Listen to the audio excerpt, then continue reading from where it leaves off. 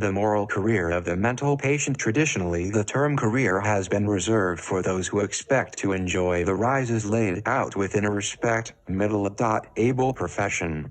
The term coming used, however, in a broadened sense to refer to any social strand of any person's course through life. The perspective of natural history taken, unique outcomes neglected in favor of such changes over time as basic and common to the members of a social category, although occurring independently to each of them. Such a career not a thing that can brilliant or disappointing, it can no more a success than a failure. In this light, I want to consider the mental patient. One value of the concept of career, its two-sidedness. One side linked to internal matters held dearly and closely, such as image of self and felt identity. The other side concerns official position, jurial relations, and style of life, and part of a publicly accessible institutional plex.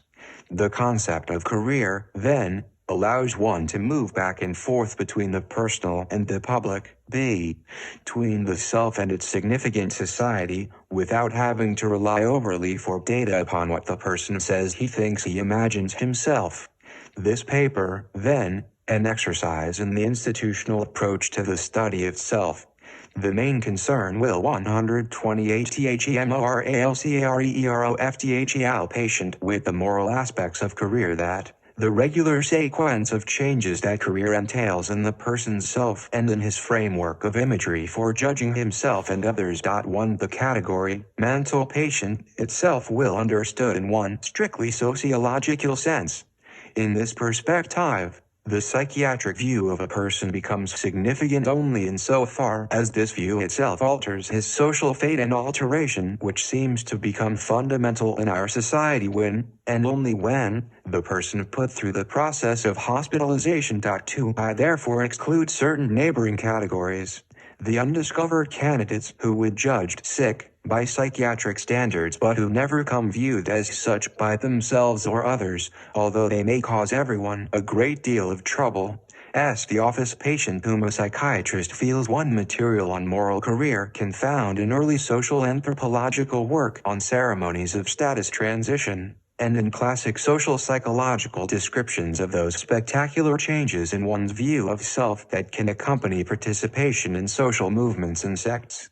Recently, new kinds of relevant data have suggested by psychiatric interest in the problem of identity and sociological studies of work careers and adult socialization.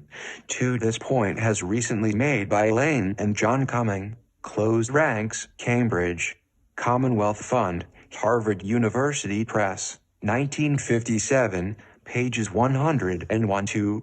Clinical experience supports the impression that many people define mental illness as that condition for which a person treated in a mental hospital. Mental illness, it seems, a condition which afflicts people who must go to a mental institution, but until they go almost anything they do is normal. Lael Deasy has pointed out to me the correspondence here with the situation in white-collar crime. Of those who detected in this activity, only the ones who do not manage to avoid going to prison find themselves accorded the social role of the criminal. Case records in mental hospitals just now coming exploited to show the incredible amount of trouble a person may cause for himself and others before anyone begins to think about him psychiatrically, let alone take psychiatric action against him. See John A. Clausen and Marian Radke, The Moral CABEEB. Of the mental patient 129 he can handle with drugs or shock on the outside, the mental client who engages in psychotherapeutic relationships. And I include anyone, however robust in temperament, who somehow gets caught up in the heavy machinery of mental hospital servicing. In this way, the effects of treated as a mental patient can kept quite distinct from the effects upon a person's life of traits a clinician would view as psychopathological. For persons who become mental hospital patients vary widely in the kind and degree of illness that a psychiatrist would impute to them, and in the attributes by which laymen would describe them. But once started on the way, they confronted by some importantly similar stances and respond to these in some importantly similar ways. SI:D.CE. These similarities do not come from mental illness, they would seem to occur in spite of it. It thus attribute to the power of social forces that the uniform status of mental patient can not only assure an aggregate of persons a common fate and eventually, because of this, a common character, but that the social reworking can done upon what perhaps the most obstinate diversity of human materials that can be brought together by society. Here there lacks only the frequent forming of a protective group life by ex-patients to illustrate in full the classic cycle of response by which deviant subgroupings psychodynamically formed in society.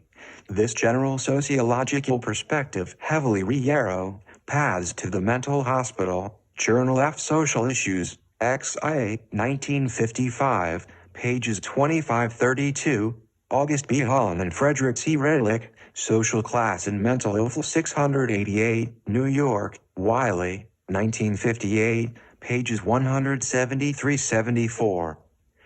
An illustration of how THJ's perspective may be taken to all forms of deviancy may be found in Edwin Limmert, Social Pathology, New York, McGraw-Hill, 1951, see especially pages 74-76. A specific application to mental defectives may be found in Stuart E. Perry, Some Theoretic Problems of Mental Deficiency and Their Action Implications, Psychlatphy, XVII, 1954, pages 45-73, see especially pages 67-68. 130 The moral CABEEROF, the MENTALPAT and enforced by one key finding of sociologically oriented students in mental hospital research. As has been repeatedly shown in the study of non-literate societies, the awesomeness, distastefulness, and barbarity of a foreign culture can decrease to the degree that the student becomes familiar with the point of view to life that is taken by his subjects. Similarly, the student of mental hospitals can discover that the craziness or sick behavior claimed for the mental patient by and large a product of the claimant's social distance from the situation that the patient in, and not primarily a product of mental illness.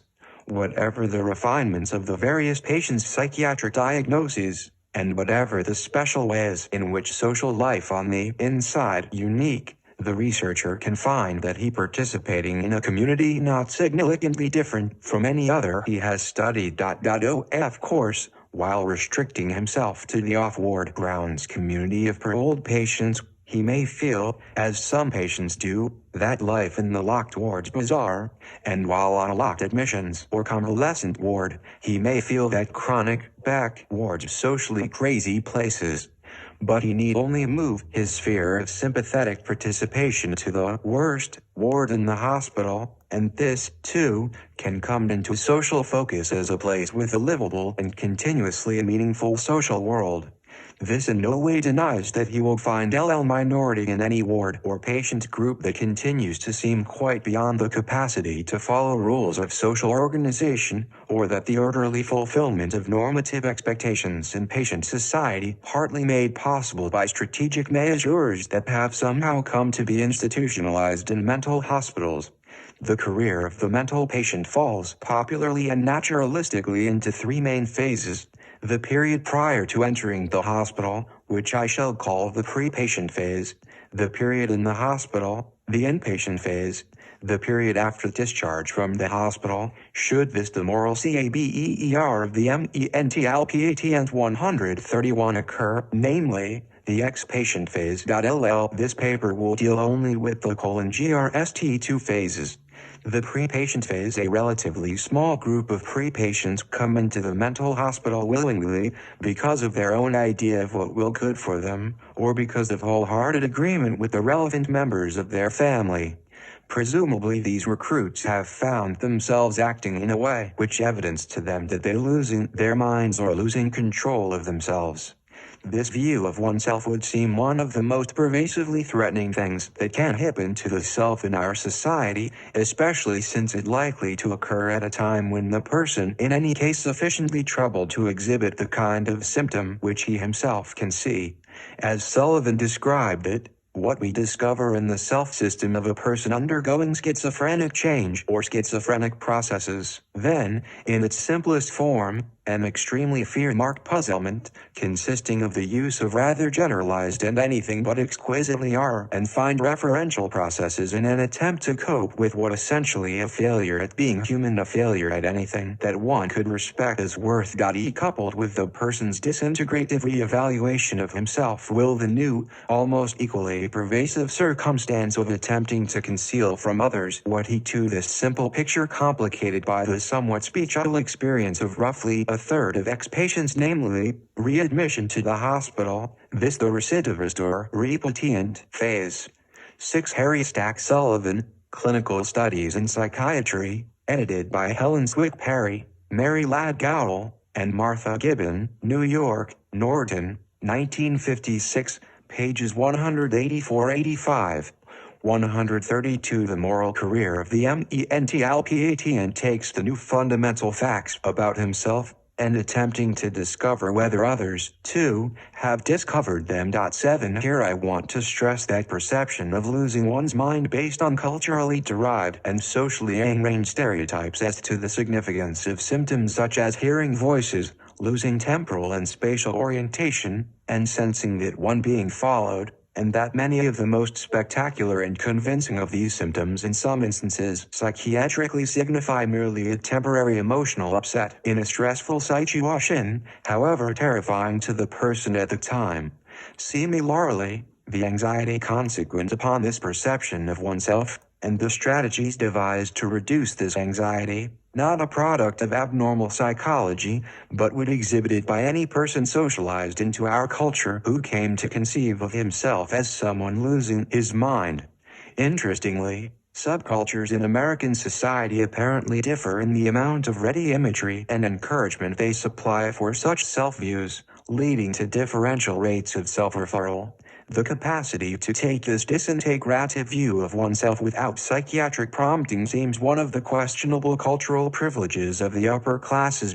For the person who has come to see himself with whatever justification as mentally unbalanced, entrance to the mental hospital can sometimes bring relief, perhaps in part because of the sudden transformation in the structure of his basic social situation. Instead of 7. This moral experience can contrasted with that of a person learning to become a marijuana addict, whose discovery that he can high and still op effectively without detected apparently leads to a new level of use. See Howard S. Becker, Marijuana Use and Social Control, Social Problems, 3, 1955, pages 35-44, see especially pages 40-41, 8. C. Hollingshead and Redlich, OPCIT, p. 187, Table 6, where relative frequency given of self-referral by social class grouping. The moral career of the mentalpatient. 133. To himself a questionable person trying to maintain a role as a full one, he can become an officially questioned person known to himself not so questionable as that. In other cases, hospitalization can make matters worse for the willing patient, confirming by the objective situation what has theretofore a matter of the private experience of self. Once the willing pre-patient enters the hospital, he may go through the same routine of experiences as do those who enter unwillingly.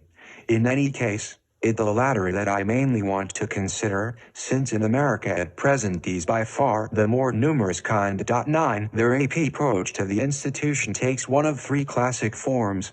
They come because they have implored by their family or threatened with the abrogation of family ties unless they go willingly. They come by force under police escort. They come under misapprehension purposely induced by others, this last restricted mainly to youthful pre-patients. The pre-patient's career may be seen in terms of an extrusory model. He starts out with relationships and rights, and ends up, at the beginning of his hospital stay, with hardly any of either. The moral aspects of this career, then, typically begin with the experience of abandonment, disloyalty, and embitterment. This the case even though to others it may obvious that he in need of treatment, and even though in the hospital he may soon come to agree. The case histories of most mental patients document offenses against some arrangement for face-to-face living, a domestic establishment, a workplace, a semi-public. 9. The distinction employed here between willing and unwilling patients cuts across the legal one of voluntary and committed, since some persons who are glad to come to the mental hospital may be ally committed, and of those who come only because of strong familial pressure, some may sign themselves in as voluntary patients. 134. The moral career of the mentalpatient and organization such as a church or store, a public region such as a street or park. Often there also a record of some complainant, some figure who takes that action against the offender which eventually leads to his hospitalization. This may not the person who makes the first move, but it the person who makes what turns out to the first effective move. Here the social beginning of the patient's career, regardless of where one might locate the psychological beginning of his mental illness. The kinds of offenses which lead to hospitalization felt to differ in nature from those which lead to other extrusory consequences, to imprisonment, divorce, loss of job, disownment, regional exile, non-institutional psychiatric treatment, and so forth. But little seems known about these differentiating factors, and when one studies actual commitments, alternate outcomes frequently appear to have possible. It seems true, moreover, that for every offense that leads to an effective complaint, there are many psychiatrically similar ones that never do. No action taken, or action taken which leads to other extrusory outcomes, or ineffective action taken, leading to the mere pacifying or putting off of the person who complains. Thus, as Clausen and Yarrow have nicely shown, even offenders who even to ally hospitalized likely to have had a long series of ineffective actions taken against them. 10. Separating those offenses which could have used as grounds for hospitalizing the offender from those that so used, one finds a vast number of what students of occupation call career contingencies. Some of these contingencies in the mental patient's career have suggested, if not explored, such as socio economic status. 10. Clausen and Yarrow, opposite. 11. An explicit application of this notion to the field of mental health may be found in Edwin Limert, Legal Commitment and Social Control, Sociology and Social Research, XXX, 1946, pages 370-78. The moral career of the mentalpatient. 135. Visibility of the offense, proximity to a mental hospital, amount of treatment facilities available, community regard for the type of treatment given in available hospitals, and so on. 12. For information about other contingencies one must rely on atrocity tales. A psychotic man tolerated by his wife until she finds herself a boyfriend, or by his adult children until they move from a house to an apartment, an alcoholic sent to a mental hospital because the jail full, and a drug addict because he declines to avail himself of psychiatric treatment on the outside. A rebellious adolescent daughter can no longer manage at home because she now threatens to have an open affair with an unsuitable companion, and so on. Correspondingly, there are an equally important set of contingencies causing the person to bypass this fate. And should the person enter the hospital, still another set of contingencies will help determine when he to obtain a discharge, such as the desire of his family for his return, the availability of a manageable job, and so on. The Society's official view that inmates of mental hospitals there primarily because they suffering from mental illness.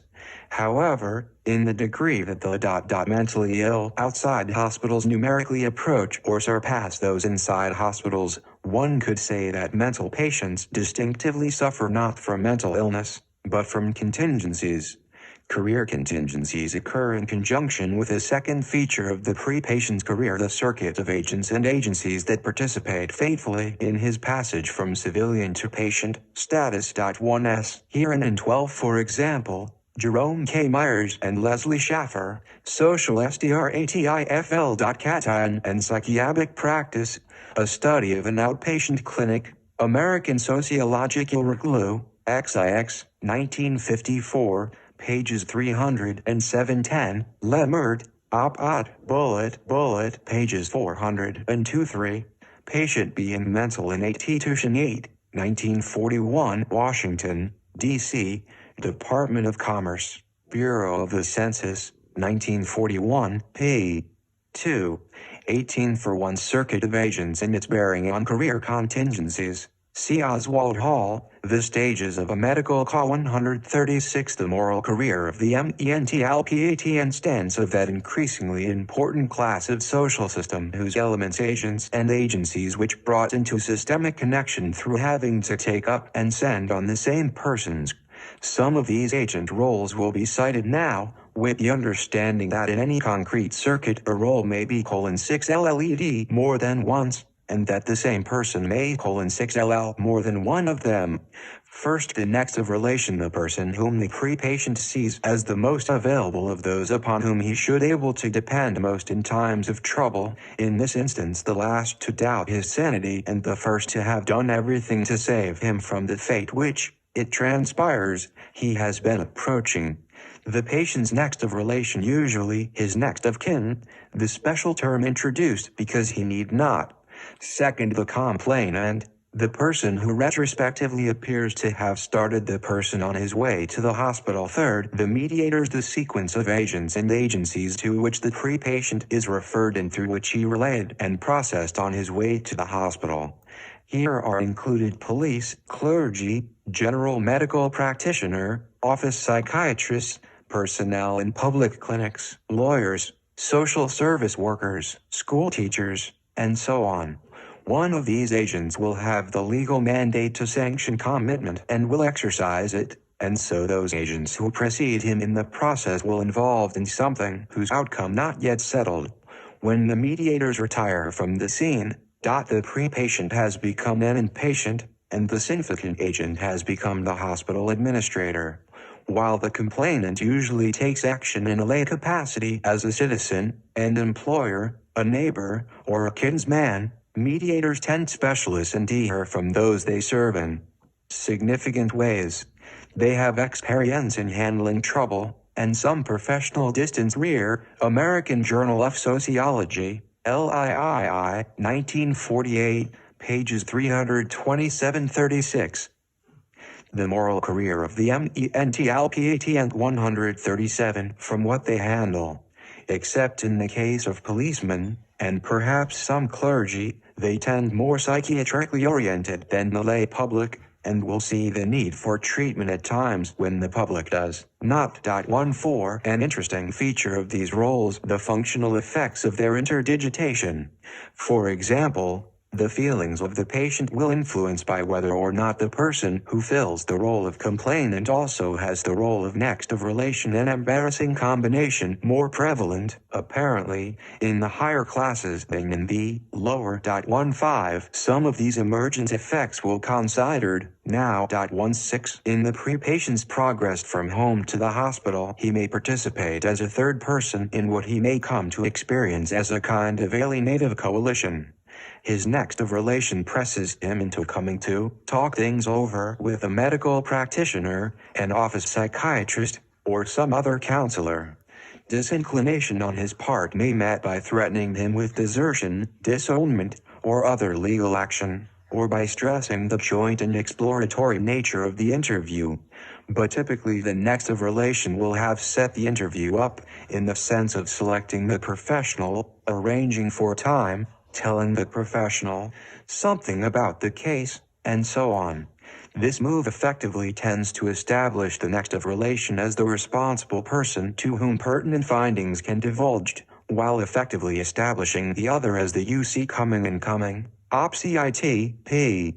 92. 15 Hollingshead and Redlich, OPSI-IT, p.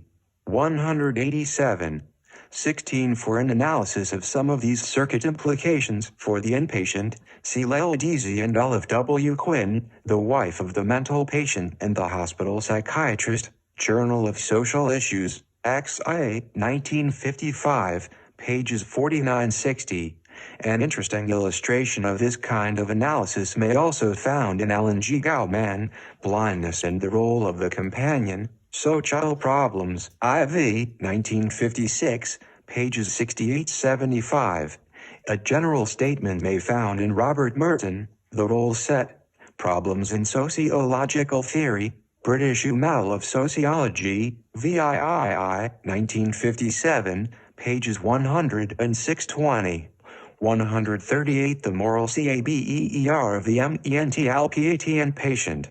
The pre-patient often goes to the interview with the understanding that he going as an equal of someone who's so bound together with him that a third person could not come between them in fundamental matters. This, after all, one way in which close relationships develop in our society.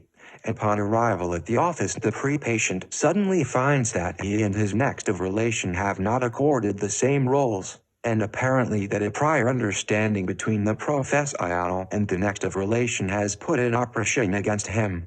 In the extreme but common case, the professional first sees the pre-patient alone in the role of examiner and diagnostician, and then sees the next of relation alone in the role of advisor, while carefully avoiding to one-king things over seriously with them both together. And even in those non-consultative cases where public officials must forcibly extract a person from a family that wants to tolerate him, the next of relation likely induced to go along with the official action, so that even here the pre-patient may feel that an alien alive coalition has formed against him. The moral experience of third man in such a coalition likely to embitter the pre-patient, especially since his troubles have already probably led to some estrangement from his next of relation. After he enters the hospital, continued visits by his next of relation can give the patient the insight that his own best interests served. But the initial visits may temporarily strengthen his feeling of abandonment. He likely to beg his visitor to get him out, or at least to get him more privileges, to sympathize with the monstrousness of his plight, to which the visitor ordinarily can respond only by trying to maintain a hopeful note, by not hearing the requests, or by assuring the patient that the medical 17. I have one case record of a man who claims he thought he'd taken his wife to see the psychiatrist, not realizing until too late that his wife had made the arrangements. The moral career of the mentalpatient. 139 Authorities know about these things and doing what medically best. The visitor then nonchalantly goes back into a world that the patient has learned incredibly thick with freedom and privileges, causing the patient to feel that his next of relation merely adding a pious gloss to a clear case of traitorous desertion. The depth to which the patient may feel betrayed by his next of relation seems increased by the fact that another witnesses his betrayal, a factor which is apparently significant in many three-party situations. An offended person may well act forbearantly and accommodatively toward an offender when the two alone, choosing peace ahead of justice. The presence of a witness, however, seems to add something to the implications of the offense. For then it beyond the power of the offended and offender to forget about, erase, or suppress what has happened, the offense has become a public social fact. 18 When the witness a mental health commission, as sometimes the case, the witnessed betrayal can verge on a degradation ceremony. 1d In such circumstances, the offended patient may feel that some kind of extensive reparative action required before witnesses, if his honor and social weight restored. Two other aspects of sense betrayal should be mentioned. First, those who suggest the possibility of another's entering a mental hospital not likely to provide a realistic picture of how in fact it may strike him when he arrives. Often he told that he will get required medical treatment and arrest, and may well out in a few months or so. In some cases they may thus be concealing what they know, but I think, in general, they will tell him what they see as the truth.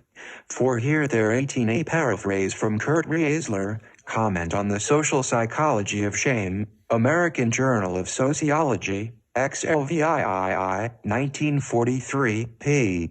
458. LTC Harold Garfinkel, Conditions of Successful Degradation Ceremonies, American Journal of Sociology, LXI, 1956, pages 420-24. 140 The moral career of the mentalpatient. Quite relevant difference between patients and mediating professionals, mediators, more so than the public at large. may conceive of mental hospitals as short-term medical establishments where required rest and attention can voluntarily obtained, and not as places of coerced exile.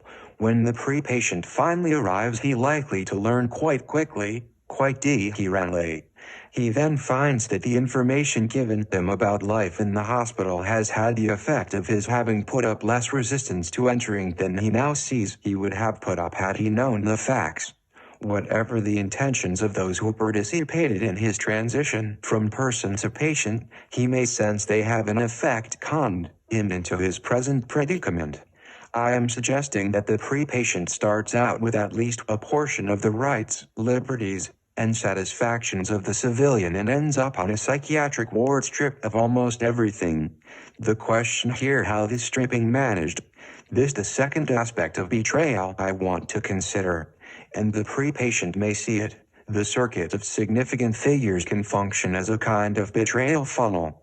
Passage from person to patient may be effected through a series of linked stages, each managed by a different agent. While each stage tends to bring a sharp decrease in adult-free status, each agent may try to maintain the fiction that no further decrease will occur. He may even manage to turn the pre-patient over to the next agent while sustaining this note. Further, through words, cues, and gestures, the pre-patient is implicitly asked by the current agent to join with him in sustaining a running line of polite small talk that tactfully avoids the administrative facts of the situation, becoming, with each stage, progressively more at odds with these facts. The spouse would rather not have to cry to get the pre-patient to visit a psychiatrist. Psychiatrists would rather not have a scene when the pre-patient learns that he and his spouse, the moral CAIER of the MENTALPAT and 141 seen separately and in different ways. The police infrequently bring the pre-patient to the hospital in a straitjacket, finding it much easier all around to give him a cigarette, some kindly words, and freedom to relax in the back seat of the patrol car. And finally, the admitting psychiatrist finds he can do his work better in the relative quiet and luxury of the admission suite, where, as an incidental consequence, the notion can survive that a mental hospital indeed a comforting place. The pre-patient heeds all of these implied requests and reasonably decent about the whole thing. He can travel the whole circuit from home to hospital without forcing anyone to look directly at what's happening or to deal with the raw emotion that his situation might well cause him to express. His showing consideration for those who are moving him toward the hospital allows them to show consideration for him, with the joint result that these interactions can sustain with some of the protective harmony characteristic of ordinary face-to-face dealings. But should the new patient cast his mind back over the sequence of steps leading to hospitalization, he may feel that everyone's current comfort being busily sustained while his long-range we are undermined. This realization may constitute a moral experience that further separates him for the time from the people on the outside. 2020 concentration camp practices provide a good example of the function of the betrayal funnel in inducing cooperation and reducing struggle and fuss, although here the mediators could not be said acting in the best interests of the inmates. Police picking up persons from their homes would sometimes joke good-naturedly and offer to wait while coffee was served. Gas chambers fitted out like delouts in rooms, and victims taking off their clothes told to note where they're leaving them. The sick, aged, weak, or insane who selected for extermination sometimes driven away in Red Cross ambulances to camps referred to by terms such as observation hospital. See David Boder. Did not interview the dead. Urbana, University of Illinois Press, 142. The moral career of the MENTALPAT. And I would now like to look at the circuit of career agents from the point of view of the agents themselves. Mediators in the person's transition from civil to patient status, as well as his keepers, once he and the hospital have an interest in establishing a responsible next of relation as the patient's deputy or guardian. Should there no obvious candidate for the role, someone may be sought out and pressed into it. Thus, while a person gradually transformed into a patient, a next of relation gradually transformed into a guardian. With a guardian on the scene, the whole transition process can kept tidy.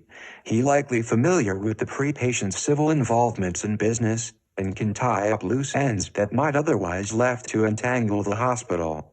Some of the pre-patient's abrogated civil rights can transferred to him, thus helping to sustain the legal fiction that while the pre-patient does not actually have his rights, he somehow actually has not lost them. Inpatients commonly sense, at least for a time, that hospitalization a massive unjust deprivation, and sometimes succeed in convincing a few persons on the outside that this is the case. It often turns out useful, then, for those identified with inflicting these deprivations, however justifiably, able to point to the cooperation and agreement of someone whose relationship to the patient places him above suspicion, firmly defining him as the person most likely to have the patient's personal interest at heart. The guardian satisfied with what happening to the new inpatient, The World, Aut.21, 1949, p. 81, and L.E.A. Cohen, Human Behavior in the Concentration Camp, London, Jonathan Cape, 1954, pages 32, 37, 107. 21 interviews collected by the Clausen Group at NIMH suggest that when a wife becomes a guardian, the responsibility may disrupt previous distance from in-laws, leading either to a new supportive coalition with them or to a marked withdrawal from them. The moral CABEER of the MENTALPAT 143. Now, it would seem that the greater the legitimate personal stake one party has in another, the better he can take the role of guardian to the other. But the structural arrangements in society which lead to the acknowledged merging of two persons' interests lead to additional consequences. For the person to whom a patient turns for help for protection against such threats as involuntary commitment, just the person to whom the mediators and hospital administrators logically turn for authorization. It's understandable, then, that some patients will come to sense, at least for a time, that the closeness of a relationship tells nothing of its trustworthiness. There's still other functional effects emerging from this complement of roles.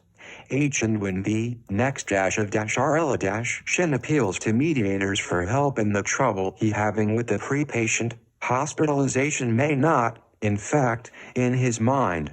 He may not even perceive the pre-patient as mentally sick, or, if he does, he may not consistently hold to this view. 22. The circuit of mediators, with their greater psychiatric sophistication and their belief in the medical character of mental hospitals, that will often define the situation for the next of relation, assuring him that hospitalization a possible solution and a good one, that it involves no betrayal, but rather a medical action taken in the best interests of the pre-patient. Here the next of relation may learn that doing his duty to the pre-patient may cause the pre-patient to distrust and even hate him for the time. But the fact that this course of action may have had to pointed out and prescribed by professionals, and defined by them as a moral duty, relieved the next of relation of some of the 22. For an analysis of these non-psychiatric kinds of perception, see Marian Radkiero, Charlotte Green Schwartz, Harriet S. Murphy, and Leila Deasy, The Psychological Meaning of Mental Illness in the Family, Umal F. Social 18828, XIA, 1955, pages 1224, Charlotte Green Schwartz, Pers Ves on Deviants' Wives, Definitions of their Husband's Mental Illness, PH1 Psychiatry, XX, 1957, pp. Bullet.275-91. 144. The moral career of the MENTALPAT guilt. He may feel. To be it a poignant fact that an adult son or daughter may pressed into the role of mediator, so that the hostility that might otherwise directed against the spouse passed on to the child. 24. Once the pre-patient in the hospital, the same guilt-carrying function may become a significant part of the staff's job in regard to the next relation. 25. These reasons for feeling that he himself has not betrayed the patient, even though the patient may then think so, can later provide the next of relation with a defensible line to take when visiting the patient in the hospital, and a basis for hoping that the relationship can re-establish it after its hospital moratorium. And of course this position, when sensed by the patient, can provide him with excuses for the next of relation, when and if he comes to look for them. 26 Thus while the next of relation can perform important functions for the mediators and hospital administrators, 28 This guilt-carrying function found, of course, in other role complexes.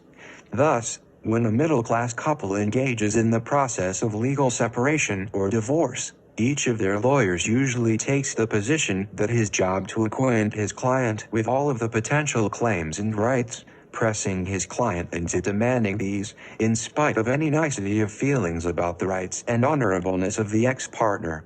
The client, in all good faith, can then say to self and to the ex-partner that the demands being made only because the lawyer insists it best to do so. 24 Recorded in the Clausen data. 25 This point made by Cumming and Cumming, OPCIT, p. 129. 26 There an interesting contrast here with the moral career of the tuberculosis patient.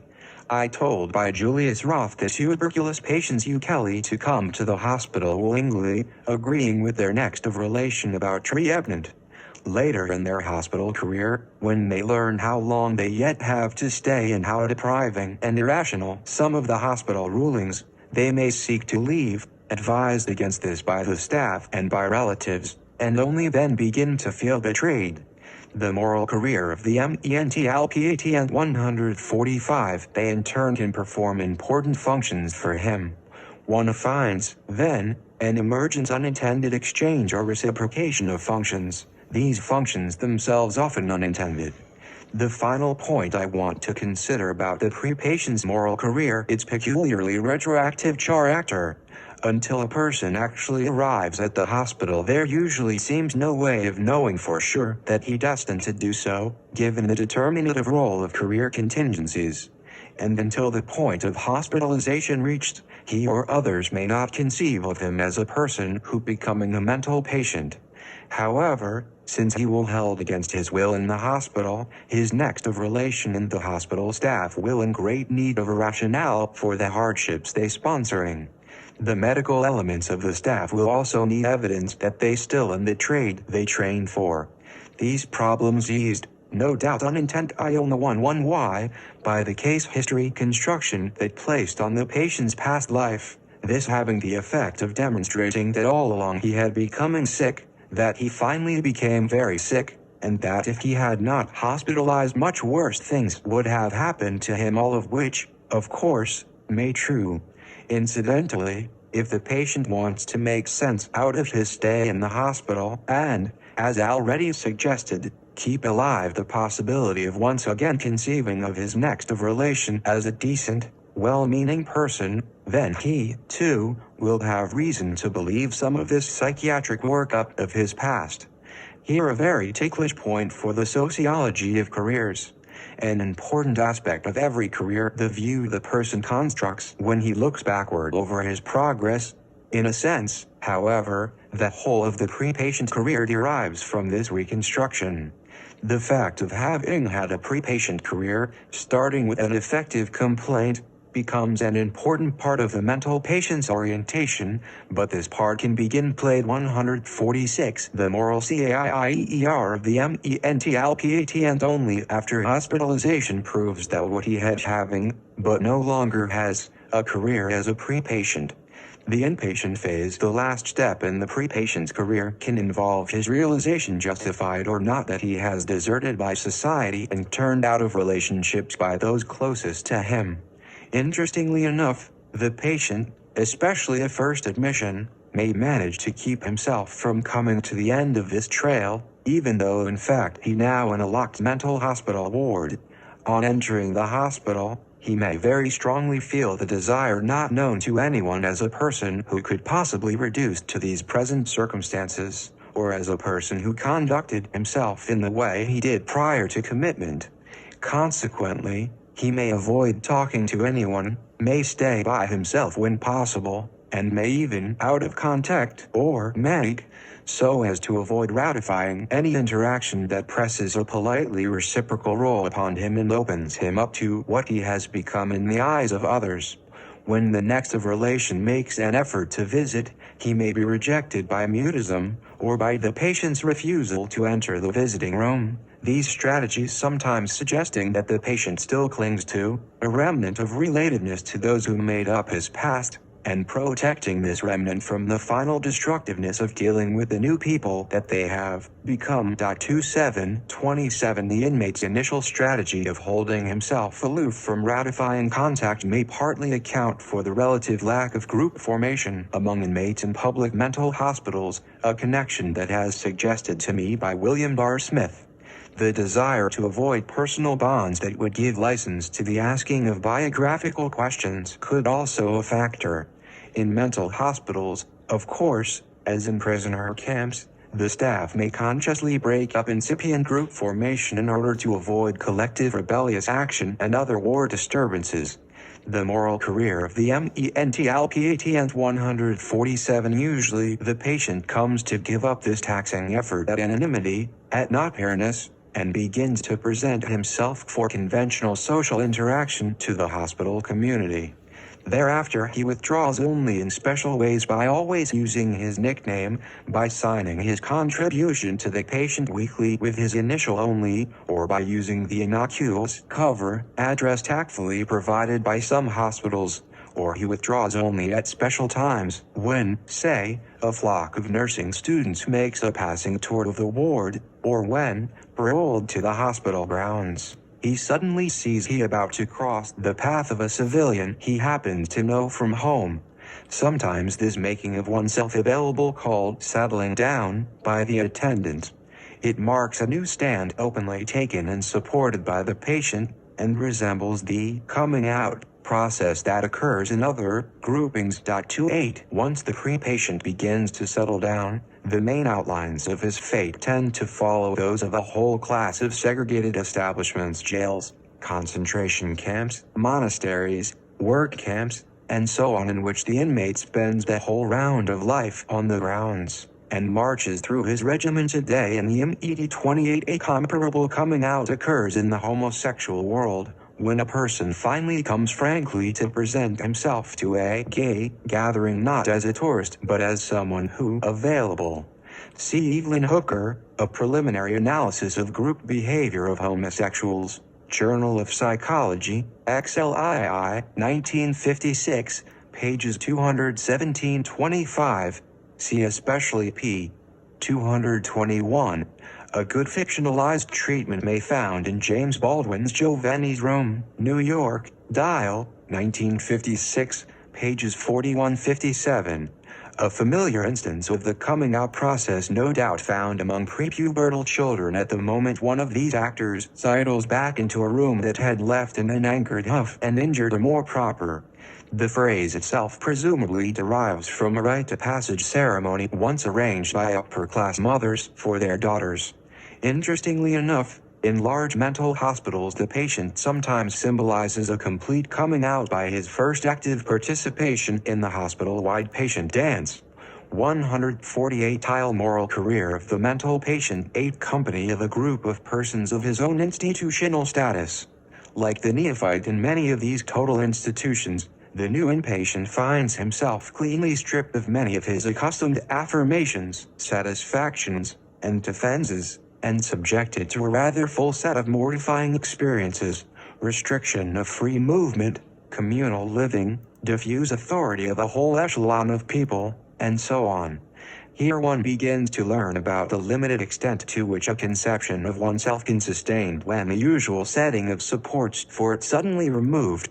While undergoing these humbling moral experiences, the inpatient learns to orient himself in terms of the ward system. 29 In public mental hospitals, this usually consists of a series of graded living arrangements built around wards, administrative units called services, and parole statuses. The worst level often involves nothing but wooden benches to sit on, some quite indifferent food, and a small piece of room to sleep in. The best level may involve a room of one's own, ground and town privileges, contacts with staff that relatively undamaging, and what's seen as good food and ample recreational facilities. For disobeying the pervasive house rules, The inmate will receive stringent punishments expressed in terms of loss of privileges. For obedience, he will even to ally allowed to reacquire some of the minor satisfactions he took for granted on the outside. The institutionalization of these radically different levels of living throws light on the implications for self of social settings, and this in turn affirms that the self arises not merely out of its possessor's interactions with significant others, but also out of the arrangements that evolved in an organization for its members. There are some settings that the person easily DIS 29 description of word system AA found in Ivan B.P. Human Problems of a State Mental Hospital, New York, McGraw-Hill, 1956, Chapter X, especially p. 164. The moral career of the mentalpatian 149 counts as an expression or extension of him. When a tourist goes slumming, he may take pleasure in the sight to it not because it a reflection of him, but because it's so assuredly not. There are other settings, such as living rooms, which the person manages on his own and employs to influence in a favorable direction other persons' views of him. And there are still other settings, such as a workplace, which express the employee's occupational status, but over which he has no final control, this being exerted, however tactfully, by his employer. Mental hospitals provide an extreme instance of this latter possibility, and this due not merely to their uniquely degraded living levels, but also to the unique way in which significance for self made explicit to the patient, piercingly, persistently, and thoroughly. Once lodged on a given ward, the patient firmly instructed that the restrictions and deprivations he encounters not due to such blind forces as tradition or economy and hence dissociable from self but intentional parts of his treatment, part of his need at the time, and therefore an expression of the state that his self has fallen to. Having every reason to initiate requests for better conditions, he told that when the staff feel he able to manage or will comfortable with a higher ward level, then appropriate action will taken. In short, assignment to a given ward presented not as a reward or punishment, but as an expression of his general level of social functioning, his status as a person. Given the fact that the worst Warsaw levels provide a round of life that inpatients with organic brain damage can easily manage, and that these quite limited human beings present to prove it, one can appreciate some of the mirroring effects of the hospital. 3030 here one way in which mental hospitals can worse than concentration camps and prisons as places in which to do time. In the latter, self-insulation from the symbolic implications of the settings made easier.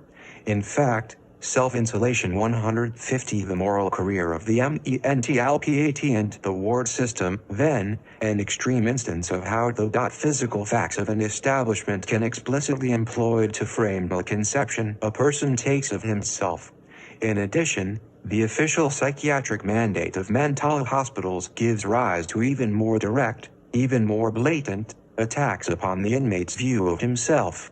The more medical and the more progressive a mental hospital, the more it attempts therapeutic and not merely custodial, the more he may confronted by high-ranking staff arguing that his past has a failure, that the cause of this has within himself, that his attitude to life wrong, and that if he wants a person he will have to change his way of dealing with people and his conceptions of himself.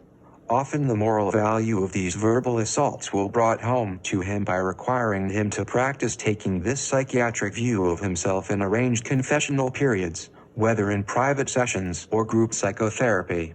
Now a general point may be made about the moral career of inpatients which has bearing on many moral careers.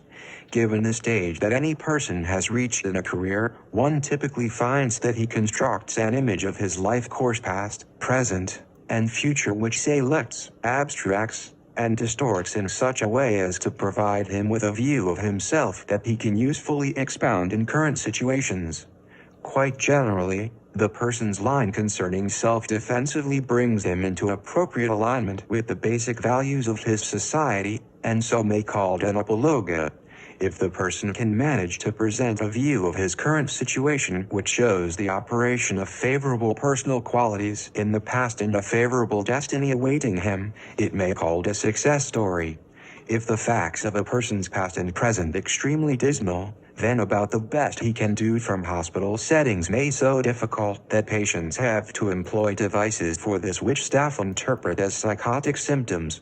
The model career of the mentalpatient and 151 to show that he not responsible for what has become of him, and the term sad tale appropriate.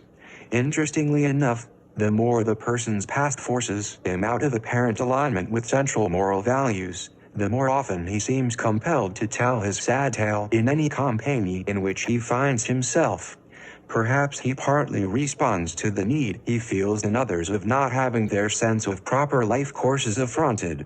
In any case, it among convicts, winos, and prostitutes that one seems to obtain sad tales the most readily. S1 it the vicissitudes of the mental patient's sad tale that one want to consider now.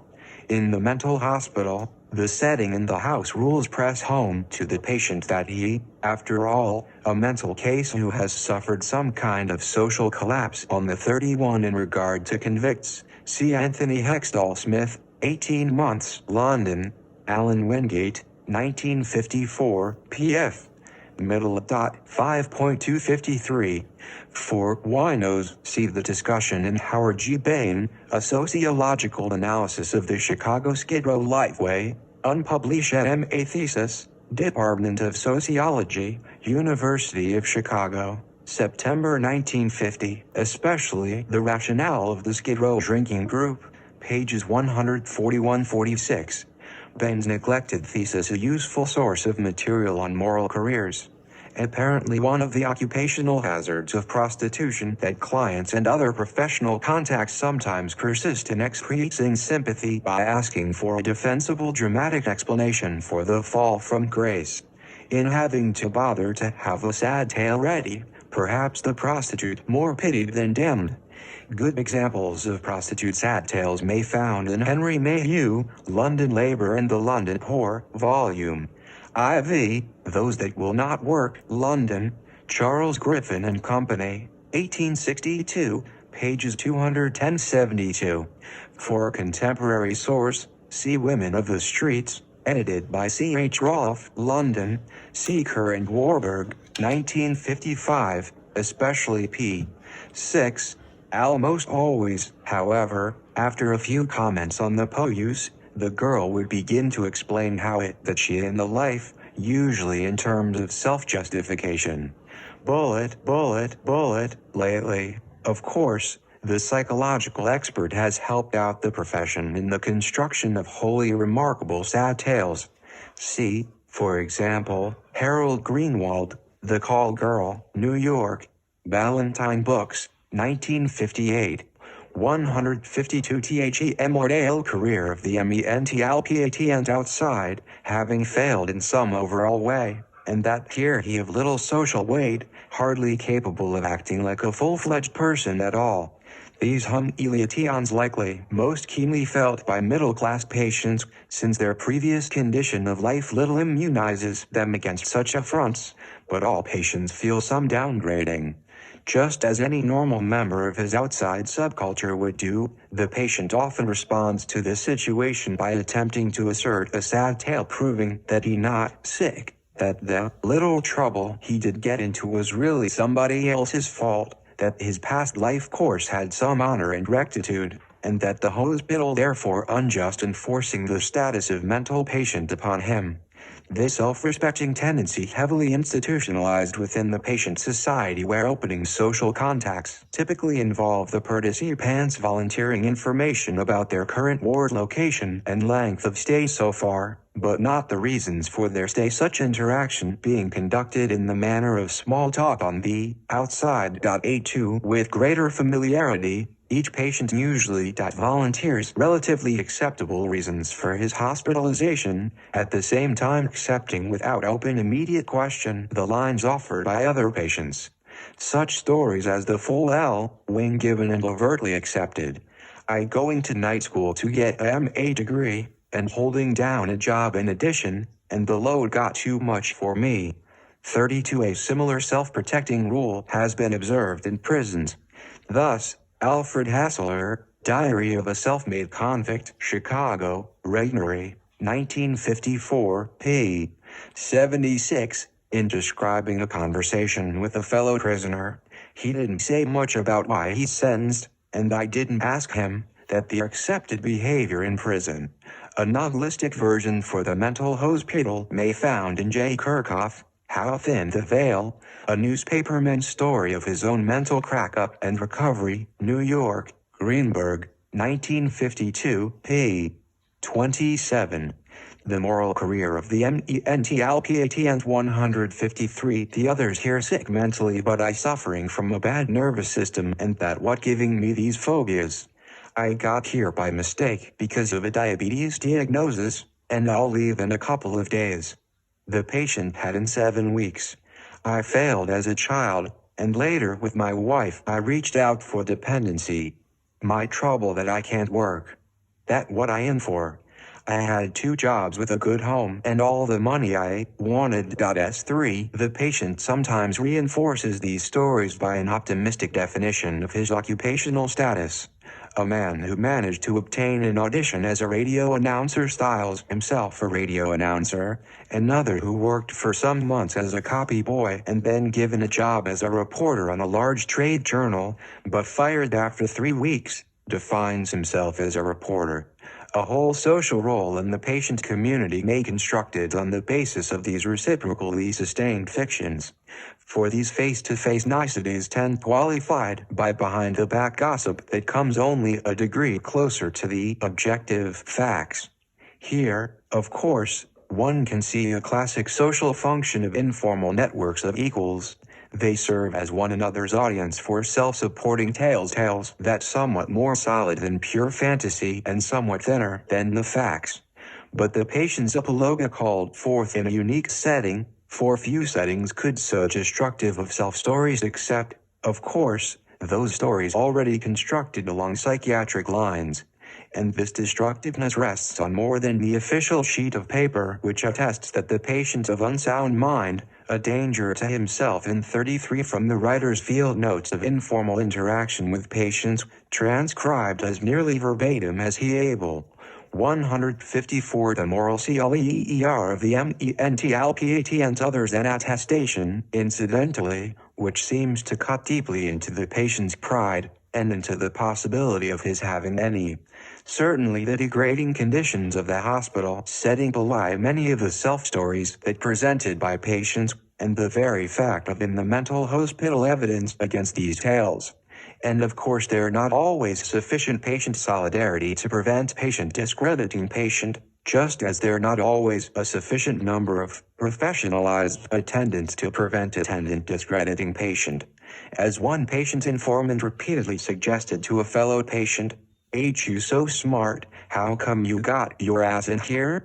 The mental hospital setting, however, more true still.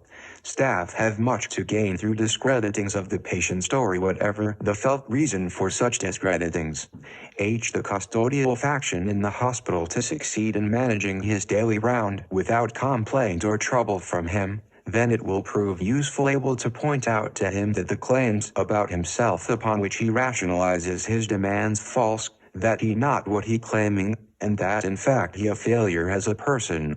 The psychiatric faction to impress upon him its views about his personal makeup, then they must able to show in detail how their version of his past and their version of his character hold up much better than his own. Both the custodial and 84 the process of examining a person psychiatrically and on altering or reducing his status in consequence known in hospital and prison parlance as bugging. Assumption that once you come to the attention of the testers, you either will automatically labeled crazy or the process of testing its will make you crazy.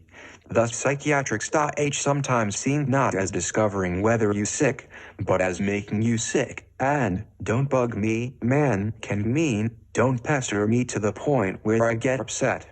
Sheldon The moral career of the mentalpatient 155 psychiatric factions to get him to cooperate in the various psychiatric treatments, then it will prove useful to disabuse him of his view of their purposes, and cause him to appreciate that they know what they doing, and doing what best for him. In brief, The difficulties caused by a patient closely tied to his version of what has happening to him, and if cooperation is secured, it helps if this version discredited. The patient must insightfully come to take, or affect to take, the hospital's view of himself. The staff also have ideal means in addition to the mirroring effect of the setting for denying the inmate's rationalizations. Current psychiatric doctrine defines mental disorder as something that can have its roots in the patient's earliest years, show its signs throughout the course of his life, and invade almost every sector of his current activity.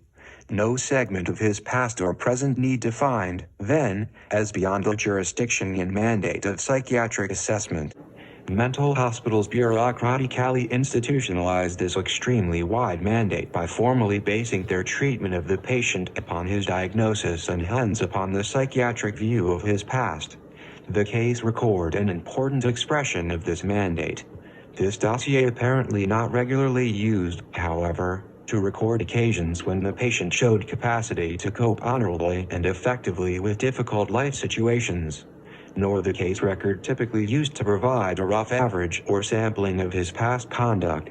One of its purposes to show the ways in which the patient sick and the reasons why it right to commit him and right currently to keep him committed, and this done by extracting from his whole life course a list of those incidents that have or might have had. Messinger has suggested to me that this meaning of bugging related to the other colloquial meaning of wiring a room with a secret microphone to collect information usable for discrediting the speaker. 156 The moral career of the mentalpatient and symptomatic significance. SII The misadventures of his parents or siblings that might suggest a taint may cited. Early acts in which the patient appeared to have shown bad judgment or emotional disturbance were recorded. Occasions when he acted in a way which the layman would consider immoral, sexually perverted, weak-willed, childish, ill-considered, impulsive, and crazy may described. Misbehaviors which someone saw as the last straw, as cause for immediate action, likely reported in detail. In addition, the record will describe his state on arrival at the hospital and this not likely a time of tranquility and ease for him. The record may also report the false line taken by the patient in answering embarrassing questions, showing him as someone who makes claims that obviously contrary to the facts. Claims she lives with oldest daughter or with sisters only when sick and in need of care, otherwise with husband. He age says not for 12 years. Contrary to the reports from the personnel, he says he no longer begs on the floor or cries in the morning. Bullet conceals fact that she had her organs removed, claims she's still menstruating. 85 While many kinds of organization maintain records of their members, in almost all of these some socially significant attributes can only included indirectly, officially irrelevant. But since mental hospitals have a legitimate claim to deal with the whole person, they need officially recognize no limits to what they consider relevant, a sociologically interim license.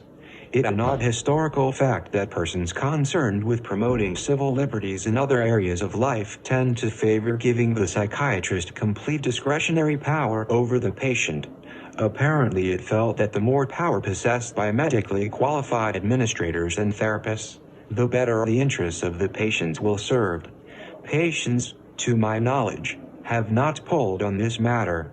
The moral CLER of the mentalpatient 157. At first she denied having had premarital sexual experience, but when asked about Jim she said she had forgotten about it, cause it had been unpleasant. 86 Where contrary facts not known by the recorder, their presence often left scrupulously an open question. The patient denied any heterosexual experiences, nor could one trick her into admitting that she had ever been pregnant or into any kind of sexual indulgence, denying masturbation as well. Even with considerable pressure, she unwilling to engage in any projection of paranoid mechanisms. No psychotic content could elicit it at this time. 87 And if in no more factual way, discrediting statements often appear in descriptions given of the patient's general social manner in the hospital. When interviewed, he bland, apparently self-assured, and sprinkles high-sounding generalizations freely throughout his verbal productions. Armed with a rather neat appearance and natty little Hitlerian mustache, this 45-year-old man who has spent the last 5 or more years of his life in the hospital, making a very successful hospital adjustment, living within the role of a rather gay liver and Jim Dandy type of fellow who not only quite superior to his fellow patients in intellectual respects, but who also quite a man with women. His speech sprayed with many multisyllabled words which he generally uses in good context, but if he talks long enough on any subject it soon becomes APAR 86 verbatim transcriptions of hospital case record material, 87 verbatim transcriptions of hospital case record material, 158 the moral CLEER of the MENTALPAT and that he so completely lost in this verbal diarrhea as to make what he says almost completely worthless. 88 the events recorded in the case history, then, just the sort that a layman would consider scandalous, defamatory, and discrediting. I think it fair to say that all levels of mental hospital staff fail, in general, to deal with this material with the moral neutrality claimed for medical statements and psychiatric diagnosis, but instead participate, by intonation and gesture if by no other means, in the lay reaction to these acts. This will occur in staff-patient encounters as well as in staff encounters at which no patient present. In some mental hospitals, access to the case record technically restricted to medical and higher nursing levels, but even here informal access or relayed information often available to lower staff levels. B9. In addition, ward personnel felt to have a right to know those aspects of the patient's past conduct which, embedded in the reputation he develops, purportedly make it possible to manage him with greater benefit to himself in less. 88 verbatim transcriptions of Pound Hospital case record material. 89 However, some mental hospitals do have a Hot:6 lay Pound selected records which can taken out only by special permission. These may records of patients who work as administration office messengers and might otherwise snatch glances at their own :6 less, of inmates who had elite status in the environment community, and of inmates who may take legal action against the hospital and hence have a special reason to maneuver access to their records. Some hospitals even have a Hot:61E kept in the superintendent's office. In addition, the patient's professional title, especially if it's a medical one, sometimes purposely omitted from his :61E card. All of these exceptions to the general rule for handling information show, of course, the institution's realization of some of the implications of keeping mental hospital records. For a further example, see Harold Tax: L, Authority Structure in a Mental Hospital Ward, unpublished MA thesis, Department of Sociology, University of Chicago, 1953, pages 11-12. L.B. Moral Career of L.B.M.E.N.T.L.P.A.T. and 159 Risk to Others. Further, all staff levels typically have access to the nursing notes kept on _the ward, which chart the daily course of each patient's disease, and hence his conduct, providing for the near present the sort of information the case record supplies for his past. I think that most of the information gathered in case records quite true, although it might seem also to true that almost anyone's life course could yield up enough denigrating facts to provide grounds for the record's justification of commitment. In any case, I'm not concerned here with questioning the desirability of maintaining case records, or the motives of staff in keeping them. The point that, these facts about him true, the patient certainly not relieved from the normal cultural pressure to conceal them, and perhaps all the more threatened by knowing that they need be available, and that he has no control over who gets to learn them. 40 A manly-looking youth who responds to military 40 This the problem of information control that many groups suffer from in varying degrees. See Goffman, Discrepant Roles. In the presentation CTF Self in Everyday Life, New York, Anchor Books, 1959, Chapter IV, pages 141-166. A suggestion of this problem in relation to case records in prisons given by James Peck in his story, The Ship That Never Hit Port, in Prison Etiquette, edited by Holly Cantine and Dachine Reiner, Biersville, NY, Retort Press, 1950, p. 66. The hooks of COU 186 hold the aces in dealing with any PRISOFL 81, because they can always write HLM up for inevitable punishment. Every infraction CTF the rules noted in the Prisoners Facket, a folder which record the details of the man's life before and during imprisonment. Their GNFL reports written by the work Cleatall Screw, the cell block Screw, or some other screw who may have overheard a conversation. Tales pumped from stool pigeons also included. Any letter which interests the authorities goes into the facket. The mail censor may make a photostatic copy of a PRI and 1T's entire letter, or merely copy a passage. Or he may pass the letter on to the warden. Often an inmate called out by the warden or parole officer confronted with something he wrote so long ago he had forgot about it. It might about high in personal life or high in political views. A fragment of 160, the mobile career of the MENTLPAT and induction by running away from the barracks and hiding himself in a hotel room clothes closet, found there, crying, by his mother. A woman who travels from Utah to Washington to warn the president of impending doom. A man who disrobes before 3 young girls. A boy who locks his sister out of the house, striking out 2 of her teeth when she tries to come back in through the window. Each of these persons has done something he will have very obvious reason to conceal from others, and very good reason to tell lies about. The formal and informal patterns of communication linking staff members tend to amplify the disclosive work done by the case record. A discreditable act that the patient performs during one part of the day's routine and one part of the hospital community likely to report it back to those who supervise other areas of his life where he implicitly takes the stand that he's not the sort of person who could act that way. Of significance here, as in some other social establishments, the increasingly common practice of all-level staff conferences, where staff air their views of patients and develop collective agreement concerning the line that the patient trying to take and the line that should taken to him. A patient who develops a personal relation with an attendant, or manages to make an attendant anxious by eloquent and persistent accusations of malpractice, can put back into his place by means of the staff meeting, where the attendant given warning or assurance that the patient sick. Since the differential image of himself that a person usually meets from those of various levels around him comes here unified behind the scenes into a common approach, the patient may (6MD) himself faced with a kind of collusion against him, albeit one sincerely thought for his own ultimate wear. Thought that the prison authorities felt dangerous and filed for late use.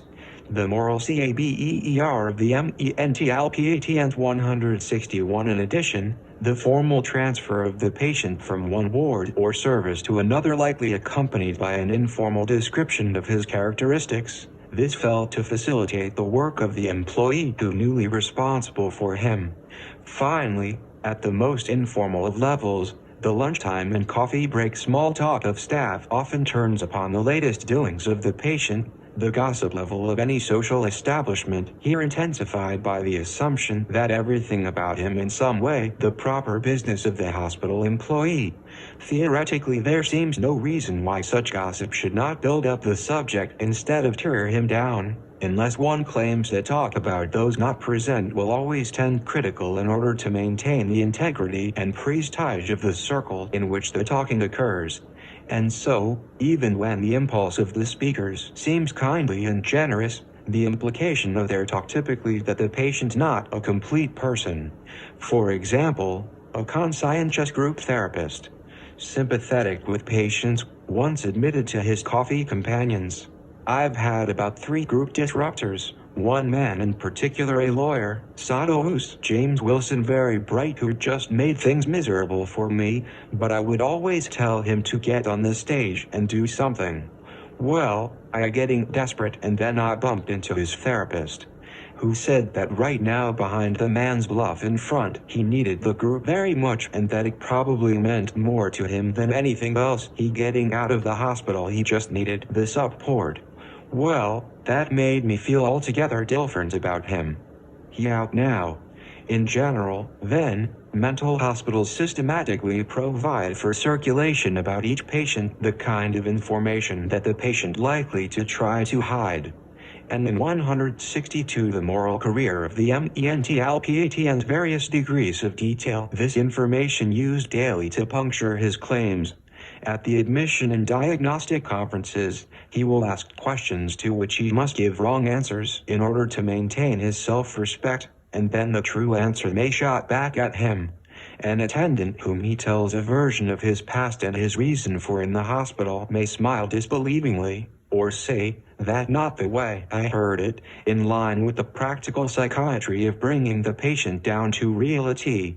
When he accosts a physician or nurse on the ward and presents his claims for more privileges or for discharge, this may be countered by a question which he cannot answer truthfully without calling up a time in his past when he acted disgracefully. When he gives his view of his situation during group psychotherapy, the therapist, taking the role of interrogator, may attempt to disabuse him of his face-saving interpretations and encourage an interpretation suggesting that it he himself who to blame and who must change. When he claims to staff or fellow patients that he well and has never really sick, someone may give him graphic details of how, only 1 month ago, he prancing around like a girl, or claiming that he got, or declining to talk or eat, or putting gum in his hair. Each time the staff hates the patient's claims, his sense of what a person got and the rules of peer group social intercourse press him to reconstruct his stories, and each time he does this, the custodial and psychiatric interests of the staff may lead them to discredit these tales again. Behind these verbally instigated ups and downs of the self and institutional base that rocks just as precariously. Contrary to popular opinion, the ward system ensures a great amount of internal social mobility in mental hospitals, especially during the inmate's first year. During that time he likely to have altered his service once, his ward 3 or 4 times, and his parole status several the moral career of the mentalpat and 163 times, and he likely to have experienced moves in bad as well as good directions. Each of these moves involves a very drastic alteration in level of living and in available materials out of which to build a self-confirming round of activities, an alteration equivalent in scope, say, to a move up or down a class in the wider class system. Moreover, fellow inmates with whom he has partially identified himself will similarly moving, but in different directions and at different rates, thus reflecting feelings of social change to the person even when he does not experience them directly. As previously implied, the doctrines of psychiatry can reinforce the social fluctuations of the ward system. Thus their current psychiatric view that the ward system a kind of social hothouse in which patients start as social infants and end up, within the year, on convalescent wards as resocialized adults. This view adds considerably to the weight and pride that staff can attach to their work, and necessitates a certain amount of blindness, especially at higher staff levels, to other ways of viewing the ward system, such as a method for disciplining unruly persons through punishment and reward. In any case, this resocialization perspective tends to overstress the extent to which those on the worst wards incapable of socialized conduct and the extent to which those on the best wards ready and willing to play the social game. Because the ward system something more than a resocialization chamber, inmates find many reasons for messing up or getting into trouble, and many occasions, then, for demotion to less privileged ward positions. These demotions may officially interpreted as psychiatric relapses or moral backsliding, thus protecting the resocialization view of the hospital. These interpretations, by implication, translate a mere infraction of rules and consequent demotion into a fundamental expression of the status of the culprit's self. Correspondingly, promotions, which may come about because of ward population pressure, the 164 the moral CABER of the mentalpat and need for a working patient, or for other psychiatrically irrelevant reasons, may build up into something claimed profoundly expressive of the patient's whole self. The patient himself may expected by staff to make a personal effort to get well in something less than a year, and hence may constantly reminded to think in terms of the self-success and failure. For one, in such contexts inmates can discover that deflations in moral status not so bad as they had imagined. After all, infractions which lead to these demotions cannot accompanied by legal sanctions or by reduction to the status of mental patient, since these conditions already prevail. Further, no past or current delict seems horrendous enough in itself to excommunicate a patient from the patient community, and hence failures at right living lose some of their stigmatizing meaning. For two, and finally, in accepting the hospital's version of his fall from grace, the patient can set himself up in the business of straightening up, and make claims of sympathy, privileges, and indulgence from the staff in order to foster this. Learning to live under conditions of imminent exposure and wide fluctuation in regard, with little control over the granting or withholding of this regard, an important step in the socialization of the patient, a step that tells something important about what it's like an inmate in a mental hospital. Having one's past mistakes and present progress under constant moral review seems to make for a special adaptation consisting of a less than moral attitude to ego ideals. One's shortcomings and successes become too central and fluctuating an issue in life to allow the usual commitment of concern for other persons' views of them. It not very practicable to try 41. For this and other suggestions, I indebted to Charlotte Green Schwartz. 42C. The Underlife of a Public Institution. This book, FN 167. The Moral Career of the Mental Patient. 165. To sustain solid claims about oneself, the inmate tends to learn that degradations and reconstructions of the self need not given too much weight, at the same time learning that staff and inmates ready to view an inferion or debasing of a self with some indifference. He lay argue that a defensible picture of self can be seen as something outside oneself that can be constructed, lost, and rebuilt, all with great speed and some equanimity. He learns about the viability of taking up a standpoint and hence a self that outside the one which the hospital can give and take away from him. The setting, then, seems to engender a kind of cosmopolitan sophistication, a kind of civic apathy. In this unserious yet oddly exaggerated moral context, building up a self or having it destroyed becomes something of a shameless game, and learning to view this process as a game seems to make for some demoralization, the game such a fundamental one. In the hospital, then, the inmate can learn that the self not a fortress, but rather a small open city. He can become weary of having to show pleasure when held by troops of his own, and weary of having to show displeasure when held by the enemy.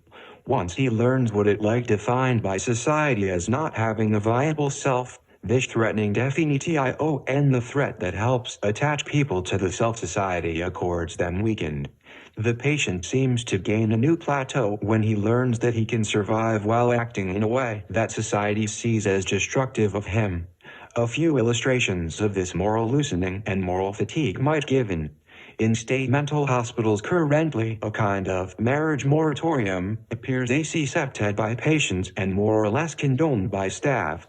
Some informal peer group pressure may be brought against a patient who plays around with more than one hospital partner at a time, but little negative sanction seems attached to taking up, in a temporarily steady 166, the moral career of the mentalpatient way, with a member of the opposite sex, even though both partners known married, to have children, and even regularly visited by these outsiders.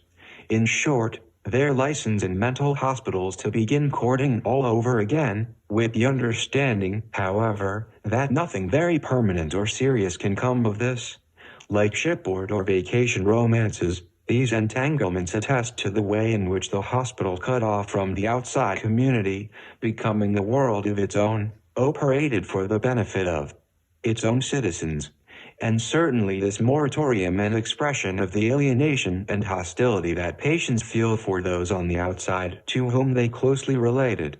But, in addition, one has evidence of the loosening effects of living in a world within a world, under conditions which make it difficult to give full seriousness to either of them. The second illustration concerns the ward system. On the worst ward level, discrediting seemed to occur the most frequently, in part because of lack of facilities, in part through the mockery and sarcasm that seemed the occupational norm of social control for the attendants and nurses who administer these places. At the same time, the paucity of equipment and rights means that not much SAH can build up. The patient finds himself constantly toppled, therefore, but with very little distance to fall.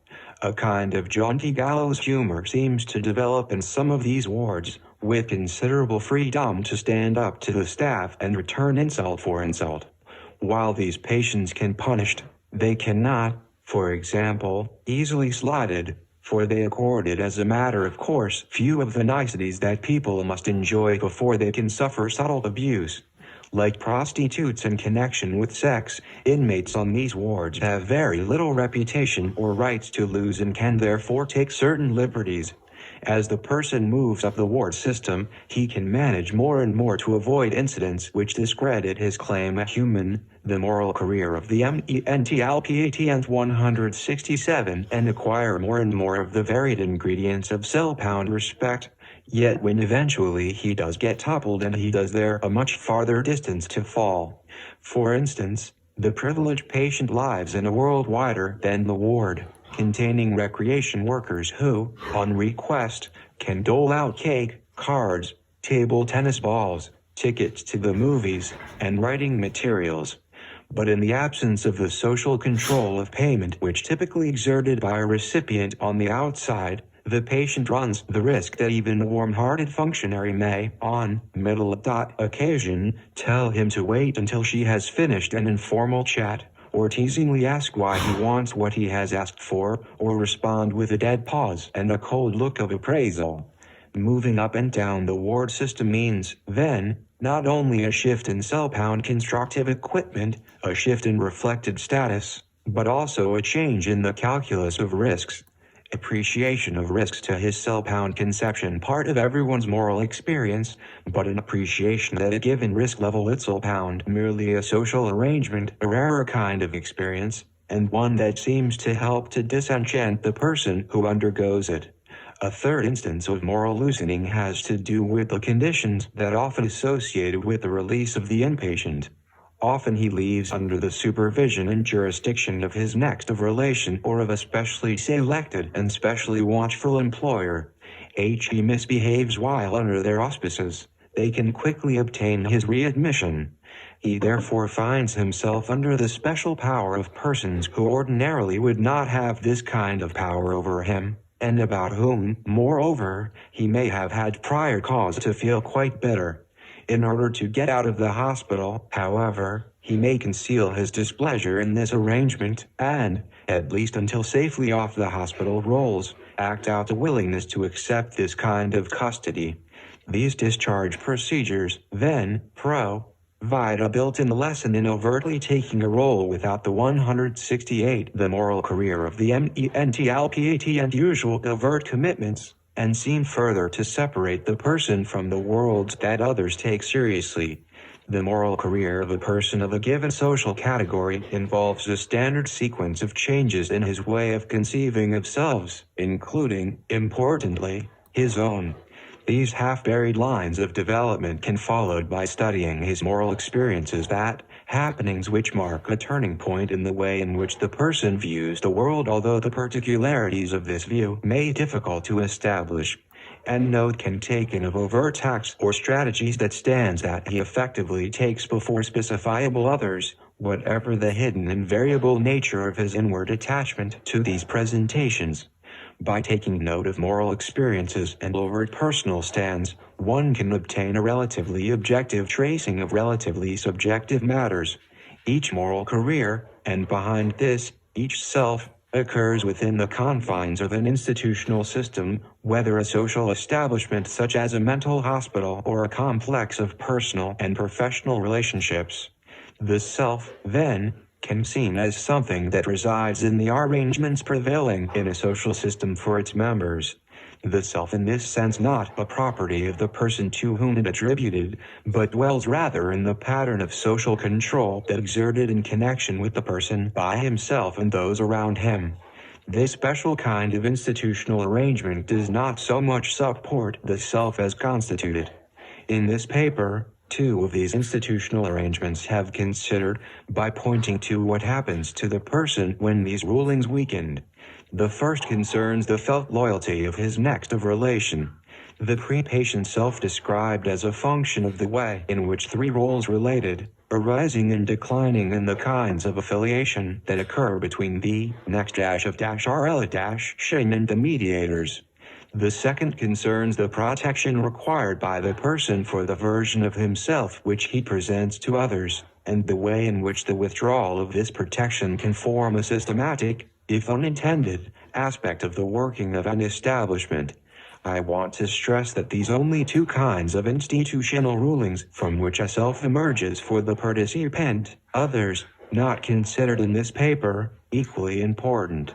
In the usual cycle of adult socialization, one expects to find alienation and mortification followed by a new set of beliefs about the world and a new way of conceiving of selves. In the case of the mental hospital patient, this rebirth does sometimes occur, taking the form of a strong belief in the psychiatric perspective, or, briefly at least, a devotion to the social cause of better treatment for mental patients. The moral career of the mental patient has unique interest, however, it can illustrate the possibility that in casting off the raiments of the old self or in having this cover torn away, the person need not seek a new robe and a new audience before which to cower. Instead, he can learn, at least for a time, to practice before all groups the immortal arts of shamelessness.